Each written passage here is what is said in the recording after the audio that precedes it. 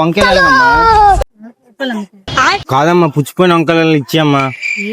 పుచ్చిపోయిన వల్ల ఏరుకుంటుంది తీసుకు, మీరు ఎలాగో ఉంటారు కదా, వేస్ట్ కదా. కాదమ్మా, దొండుతున్నాను అలా రైతు బజార్లో. మరి ఈరోజు ఆధారం కదా, డబ్బులు లేవు అందుకనే. అలాగే తీసుకో. ఇదిగో పుచ్చిపోయింది కదమ్మా, ఇది ఎలాగో పుచ్చిపోయిన వాడిని ఏరుకుంటున్నాను. అమ్మ పుచ్చిపోని ఇచ్చాను అమ్మా. పుచ్చిపోయిన దానికి కూడా నవ్వు తినరు వేరే, పుచ్చిపోయిన దానికి కూడా నవ్వు తినరు వేరే. డబ్బులు కాదమ్మా, డబ్బులు లేవమ్మా. ఫోన్ పే నువ్వు మనవాళ్ళు అంటాడు అనుకుని ఇచ్చేయాలి కానీ చిన్న వయసులో పెళ్లి చేసుకున్నా, మరి డబ్బులు లేవు. పిల్లని పోసొచ్చాలి కదమ్మా. ఎవరికి? మనవాళ్ళ చూసుకున్నామ్మా. పిల్లలు తన్నాను. కనపడతాను నీకు. పుచ్చిపోను వేరే అమ్మా, అలాగా కొన్ని బుద్ధి ఇప్పుడు తెలిసిందిరా.